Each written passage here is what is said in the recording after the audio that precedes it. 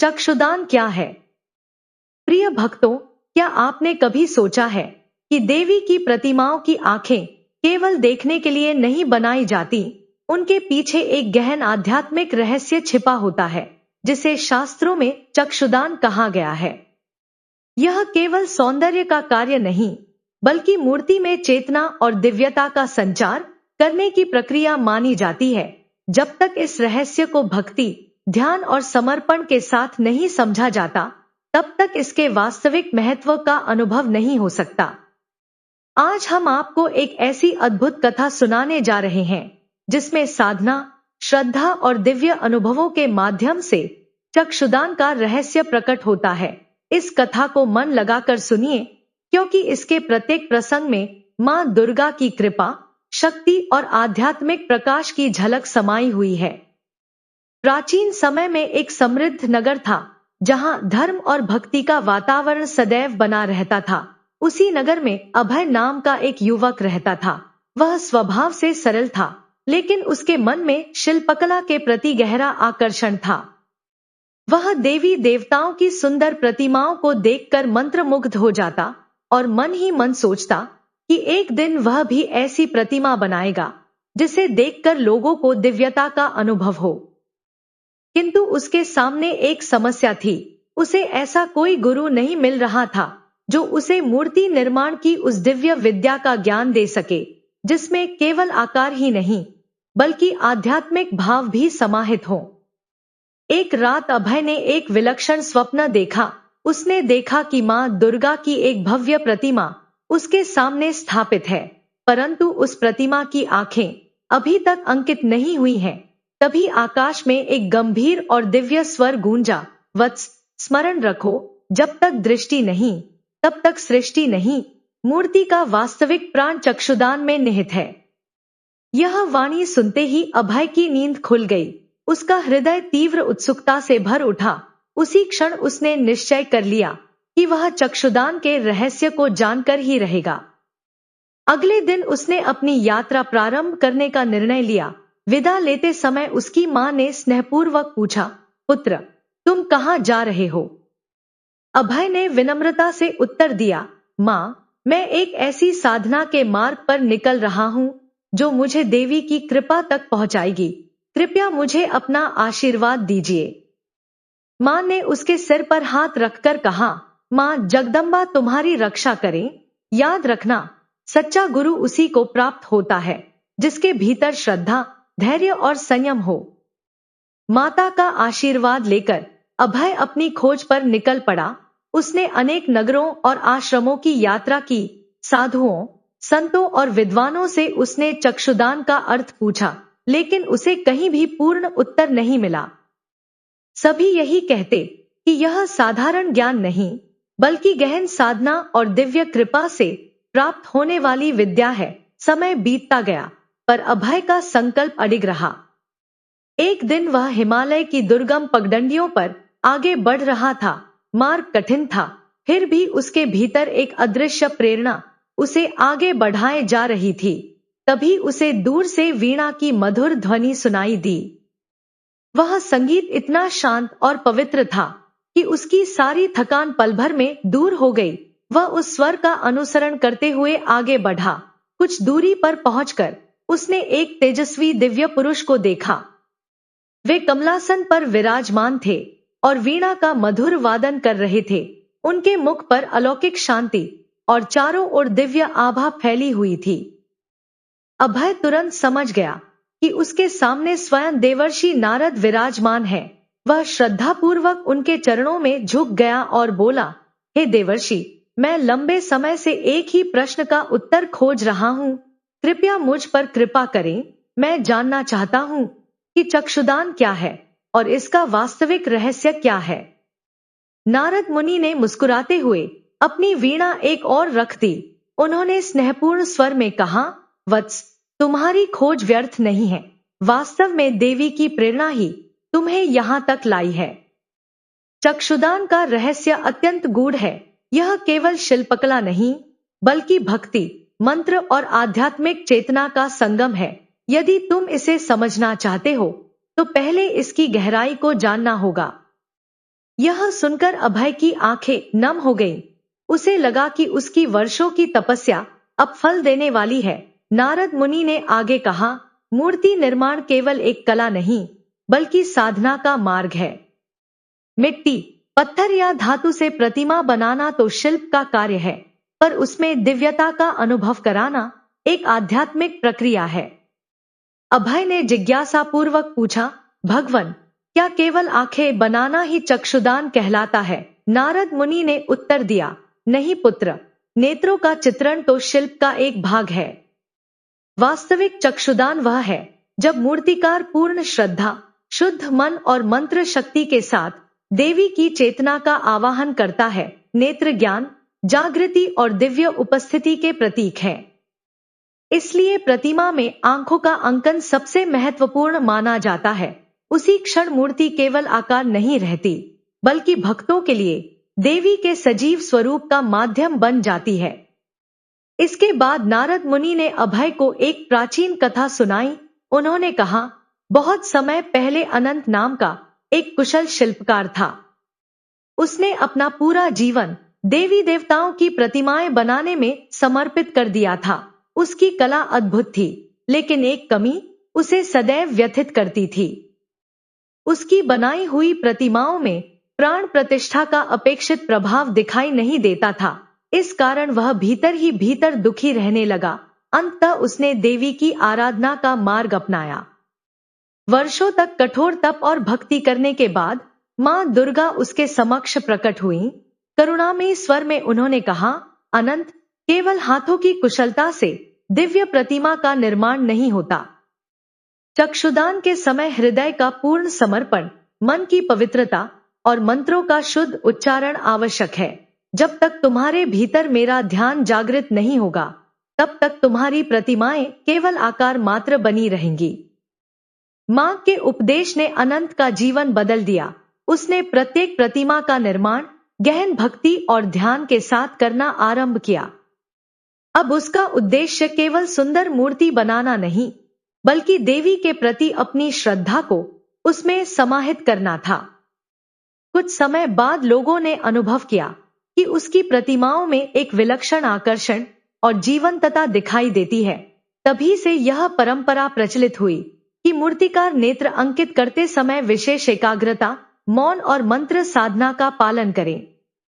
कथा सुनकर अभय ने विनम्र स्वर में पूछा, गुरुदेव, क्या इसका अर्थ यह है कि मूर्ति की आत्मा नेत्रों के माध्यम से प्रकट होती है? नारद मुनि ने गंभीर भाव से उत्तर दिया, हाँ पुत्र, इसी कारण चक्षुदान को मूर्ति का प्राणदान भी कहा जाता है। नेत्र पूर्ण होने के बाद प्रतिमा केवल मिट्टी या पत्थर का रूप नहीं रहती, बल्कि भक्तों के लिए देवी की उपस्थिति का प्रतीक बन जाती है। इसलिए मूर्तिकार को सबसे पहले अपने भीतर के अज्ञान और अंधकार को दूर करना पड़ता है। जब उसकी आत्मिक दृष्टि जागृत होती है, तभी वह उस दिव्यता को प्रतिमा के नेत्रों में अभिव्यक्त कर पाता है। यह सुनकर अभय भाव विभोर हो उठा। उसकी आंखों से अश्रुधारा बह निकली। उसे अनुभव हुआ कि वह जीवन के एक अत्यंत गूढ़ और पवित्र रहस्य के निकट पहुंच चुका है। कुछ देर बाद नारद मुनि बोले, वत्स, चक्षुदान का ज्ञान केवल सुनने से प्राप्त नहीं होता। इसके लिए साधना, संयम और अटूट निष्ठा आवश्यक है। यदि तुम सचमुच इस मार्ग पर चलना चाहते हो, तो मैं तुम्हें इसकी दीक्षा दे सकता हूं। लेकिन स्मरण रहे, यह मार्ग तपस्या और धैर्य की कठिन परीक्षा लेता है। अभय ने बिना किसी संकोच के अपना सिर झुका दिया और कहा, गुरुदेव, मैं हर कठिनाई सहने के लिए तैयार हूं। मेरा एकमात्र उद्देश्य मां की सेवा करना है। कृपया मुझे इस पवित्र मार्ग पर चलने का अवसर प्रदान करें। नारद मुनि ने उसे आशीर्वाद देते हुए कहा, मां दुर्गा तुम्हारे संकल्प को सिद्ध करे। आज से तुम्हारी वास्तविक साधना प्रारंभ होती है।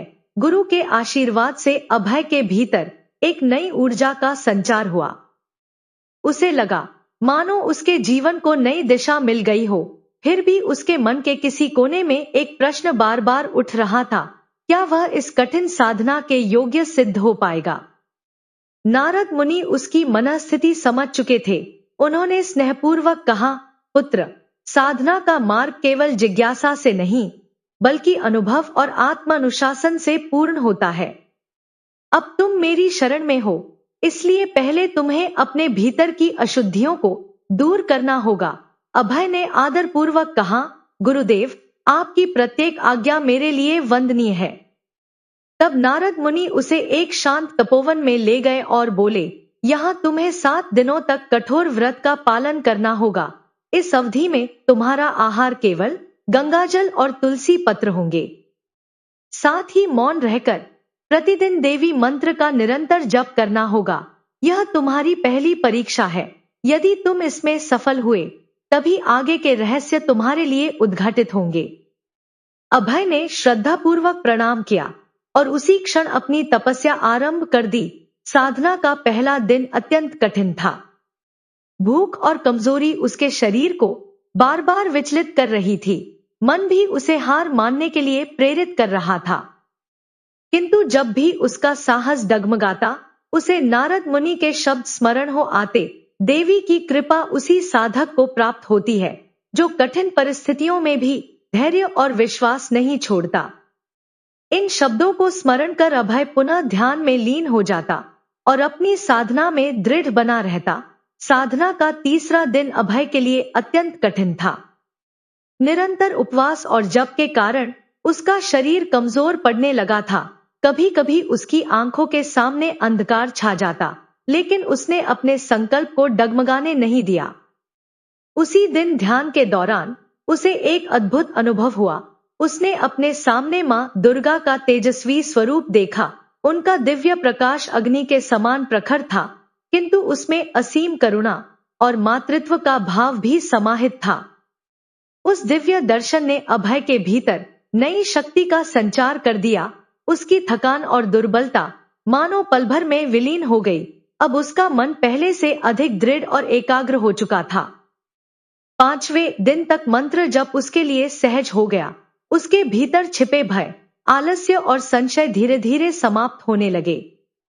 उसे अनुभव होने लगा कि प्रत्येक मंत्र के साथ वातावरण में एक सूक्ष्म कंपन उत्पन्न हो रहा है। ऐसा प्रतीत होता था मानो उसकी साधना देवी की शक्ति से जुड़ती जा रही हो। 7वें दिन प्रातःकाल जब उसने अपना अंतिम जप पूर्ण किया, तो उसे अपने भीतर एक विलक्षण परिवर्तन महसूस हुआ। उसका मन पूर्णतः शांत था और शरीर आश्चर्यजनक रूप से हल्का लग रहा था। उसे पहली बार अनुभव हुआ कि साधना केवल बाहरी प्रयास नहीं, बल्कि आत्मा के जागरण का मार्ग है। तपस्या पूर्ण होने के बाद वह नारद मुनि के पास पहुंचा और उनके चरणों में प्रणाम किया। अभय के मुखमंडल पर झलकती शांति और तेज देखकर नारद मुनि प्रसन्न हो उठे। उन्होंने कहा, पुत्र, तूने अपनी पहली परीक्षा सफलतापूर्वक पूरी कर ली है। यह साधना तुझे भीतर से शुद्ध करने के लिए थी, किंतु स्मरण रख, यह यात्रा का अंत नहीं, बल्कि आरंभ है।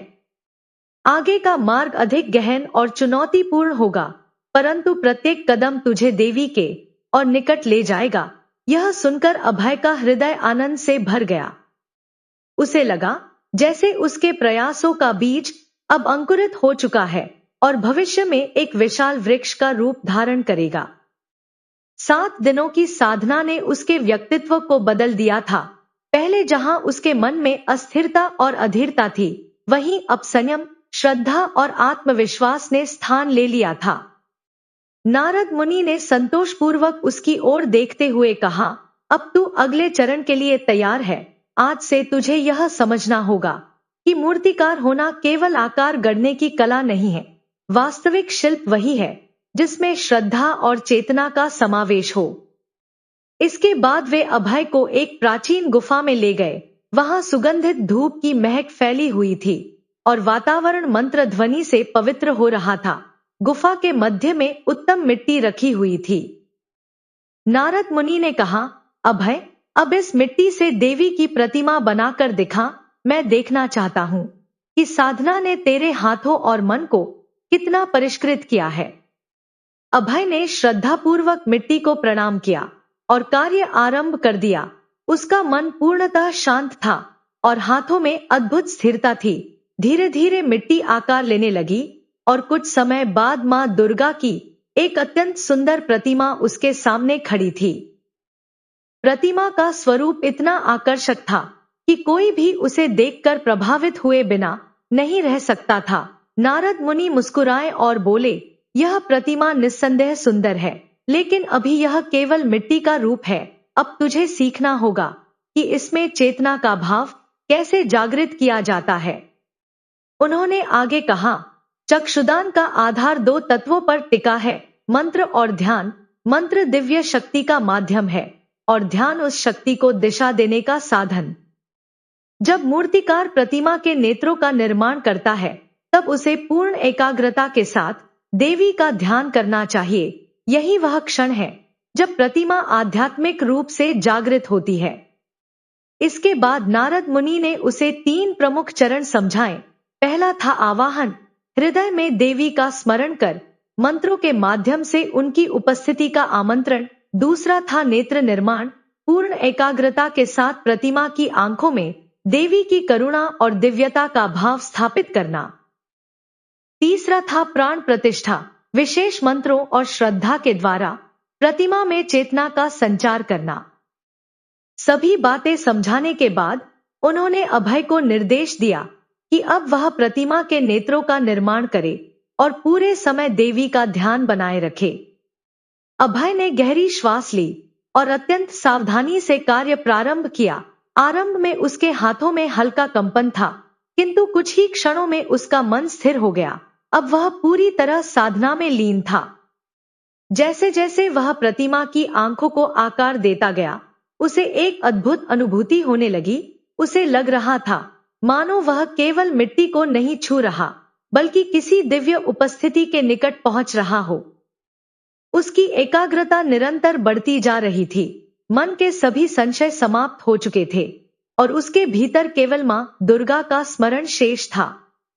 नारद मुनि ने उसे प्रेरित करते हुए कहा, यह अत्यंत महत्वपूर्ण क्षण है। अपने मन को पूर्ण रूप से देवी के चरणों में समर्पित कर दे। अभय ने अपनी संपूर्ण श्रद्धा, विश्वास और भक्ति उस साधना में समाहित कर दी। जब उसका कार्य पूर्ण हुआ तो गुफा का वातावरण मानो बदल गया। प्रतिमा के नेत्रों में ऐसी दिव्यता झलक रही थी कि उन्हें देखकर सहज ही श्रद्धा जाग उठती थी। अभय की आंखें भाव विभोर होकर नम हो गईं। उसके मुख से स्वतः निकला, जय माता दी। नारद मुनि संतोषपूर्वक मुस्कुराए और बोले, पुत्र, अब तू चक्षुदान के वास्तविक अर्थ को समझ चुका है। मूर्ति केवल एक रूप नहीं होती, बल्कि भक्त और देवी के बीच श्रद्धा का सेतु बन जाती है। जब कोई भक्त सच्चे मन से उसके सामने प्रार्थना करता है, तो उसकी भक्ति उसी दिव्य चेतना तक पहुंचती है। अभय ने विनम्रता से अपना सिर झुका दिया और कहा, गुरुदेव, आज मुझे ज्ञात हुआ कि मूर्तिकार होना केवल शिल्पकला नहीं, बल्कि एक आध्यात्मिक उत्तरदायित्व है। प्रतिमा के नेत्र केवल देखने के लिए नहीं होते, वे श्रद्धा, करुणा और दिव्यता के प्रतीक होते हैं। मैं अपना संपूर्ण जीवन मां की सेवा और इस पवित्र साधना को समर्पित करता हूं। अभय के शब्द सुनकर नारद मुनि के मुख पर संतोष की मधुर मुस्कान फैल गई। उन्होंने स्नेहपूर्वक अपना हाथ उसके सिर पर रखा और उसे आशीर्वाद प्रदान किया। नारद मुनि ने स्नेहपूर्वक अभय के सिर पर हाथ रखते हुए कहा, वत्स, स्मरण रखो कि यह उपलब्धि केवल आरंभ है। सच्चा चक्षुदान वही कर सकता है जिसकी दृष्टि भीतर और बाहर दोनों ओर से निर्मल हो। अब तुम्हारा दायित्व केवल प्रतिमाएं बनाना नहीं, बल्कि लोगों के हृदयों में देवी की करुणा, श्रद्धा और प्रकाश को जागृत करना है। गुरु के ये शब्द अभय के मन में गहराई तक उतर गए। उसे अनुभव हुआ कि उसकी साधना का उद्देश्य केवल व्यक्तिगत ज्ञान प्राप्त करना नहीं था, उसे तो देवी की कृपा और दिव्य संदेश को समाज तक पहुंचाने का माध्यम बनना था। कुछ समय बाद अभय अपने नगर लौट आया। उसने मंदिरों के लिए देवी देवताओं की प्रतिमाओं का निर्माण आरंभ किया। उसकी बनाई प्रतिमाओं में एक विशेष आकर्षण दिखाई देता था। भक्त जब उनके दर्शन करते तो उनके मन में सहज श्रद्धा जागृत हो जाती और हृदय को अद्भुत शांति का अनुभव होता। एक दिन एक वृद्ध भक्त उसके पास आया और भावुक होकर बोला, पुत्र, तुम्हारी बनाई प्रतिमा के सामने खड़े होकर ऐसा लगता है जैसे माँ स्वयं हमारे बीच उपस्थित हों। उनकी आंखों में ऐसी करुणा दिखाई देती है कि मन का सारा भय दूर हो जाता है।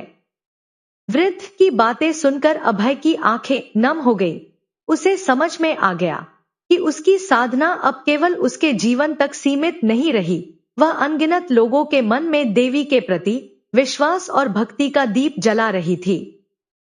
यही चक्षुदान का वास्तविक महत्व है। यह केवल प्रतिमा के नेत्रों का निर्माण नहीं, बल्कि श्रद्धा, आस्था और आध्यात्मिक चेतना का संचार है। जब कला, साधना और भक्ति एक हो जाते हैं, तभी कोई रचना लोगों के हृदय को स्पर्श कर पाती है। अभय की कथा हमें यही शिक्षा देती है कि केवल कौशल पर्याप्त नहीं होता। किसी भी कार्य में उत्कृष्टता तब आती है जब उसमें निष्ठा, आत्मशुद्धि और समर्पण का भाव जुड़ जाता है। बाहरी सुंदरता क्षणिक हो सकती है, लेकिन भीतर की पवित्रता ही किसी सृजन को दिव्यता प्रदान करती है। अब आइए उस परंपरा के बारे में भी जानें, जिसे दुर्गा पूजा में अत्यंत पवित्र माना जाता है। विशेषकर बंगाल की दुर्गा पूजा में चक्षुदान का अनुष्ठान बड़ी श्रद्धा और सावधानी के साथ संपन्न किया जाता है। यह वह क्षण माना जाता है जब प्रतिमा अपने अंतिम स्वरूप को प्राप्त करती है और भक्तों के लिए मां दुर्गा की उपस्थिति का प्रतीक बन जाती है। परंपरा के अनुसार यह कार्य प्रायः अत्यंत शांत वातावरण में किया जाता है, ताकि मूर्तिकार पूर्ण एकाग्रता के साथ देवी का स्मरण कर सके। इस अवसर पर साधना, ध्यान और मंत्रोच्चार का विशेष महत्व माना जाता है। लोकमान्यताओं में यह भी कहा जाता है कि देवी के नेत्रों का अंकन अत्यंत सावधानी से किया जाता है, क्योंकि उन्हें प्रतिमा का सबसे महत्वपूर्ण अंग माना जाता है। भक्तों के लिए यही नेत्र मां की करुणा, शक्ति और संरक्षण के प्रतीक होते हैं। चक्षुदान केवल एक कलात्मक प्रक्रिया नहीं है, यह उस भाव का उत्सव है जिसमें भक्त यह अनुभव करते हैं कि मां दुर्गा उन पर अपनी कृपा दृष्टि बनाए हुए हैं। उनकी यह दिव्य दृष्टि जीवन में साहस, आशा और आत्मविश्वास का संचार करती है। इसी कारण दुर्गा पूजा में चक्षुदान को अत्यंत विशेष और भावनात्मक अनुष्ठान माना जाता है। यह भक्त और देवी के बीच आध्यात्मिक संबंध का प्रतीक बन जाता है। प्रिय श्रोताओं, यह थी अभय और चक्षुदान के रहस्य की प्रेरणादायक कथा। आशा है कि इस कथा ने आपको भक्ति, साधना और समर्पण के महत्व को समझने में सहायता की होगी। यदि यह कथा आपको पसंद आई हो तो इसे अपने प्रियजनों के साथ साझा अवश्य करें। ऐसी ही आध्यात्मिक, प्रेरणादायक और ज्ञानवर्धक कथाओं के लिए हमारे साथ जुड़े रहें। आपको इस कथा का कौन सा भाग सबसे अधिक प्रेरणादायक लगा? अपने विचार अवश्य साझा करें। जय माता दी।